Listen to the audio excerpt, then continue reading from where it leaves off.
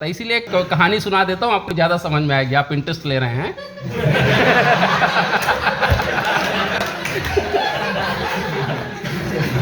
लेकिन आज के प्यार से रिलेटेड है कहानी, आप समझिएगा और नॉन वर्बल कम्युनिकेशन कितना इफेक्टिव है।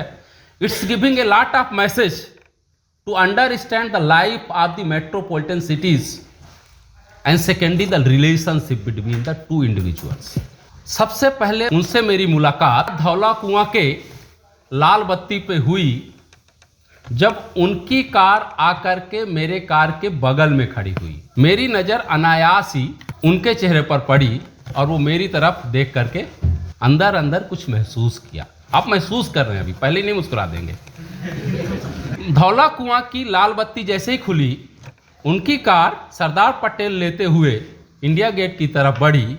मैं अचानक उनके बारे में सोचते हुए अपनी कार भी उधर ही चली जा रही थी कि अचानक इंडिया गेट की लाल बत्ती में एक बार पुनः, ये संयोग था या महज कोइंसिडेंट जो भी कहें आप इसको, जब इंडिया गेट की लाल बत्ती में मेरी कार उनकी कार के बगल में फिर से आके रुकी, तो इस बार उन्होंने मेरी तरफ देख करके मुस्कुराया। मेरे मन ही मन में जिज्ञासा जगी और जैसे ही कार थोड़ा आगे बढ़ी, मेरी कार अनायास ही उनकी कार के पीछे पीछे चलती रही और मैं देखा कभी कार मेरी प्रगति मैदान के आगे थी उनसे और कभी मैं उनके कार के पीछे। मुझे लगता है कि ये ज़िंदगी की शायद यात्रा थी कि हम जीवन में एक दूसरे के आगे पीछे बढ़ते चले जा रहे थे। मैं मन ही मन कुछ अलग अलग सपने और विचारों के साथ खोया हुआ प्रगति मैदान की तरफ बढ़ता चला गया। अक्षरधाम तक हमारी कार एक दूसरे के आगे पीछे चलती रही कि अचानक गाजीपुर का चौराहा आ गया। गाजीपुर यही है आपका बॉर्डर।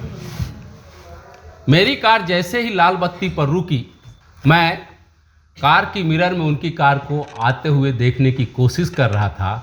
अगल बगल भी देखा, लेकिन इस बार उनकी कार मुझे दिखाई नहीं दी। अचानक एक सामने बोर्ड जरूर दिखा जिसमें लिखा था, उत्तर प्रदेश में आपका स्वागत है। तब मुझे महसूस हुआ अचानक कि मुझे धौला कुआं से लाल बत्ती से यू टर्न लेके गुड़गांव जाना था और मैं गाजियाबाद पहुंच चुका हूँ। लेकिन बात यहीं पे ख़त्म नहीं हुई।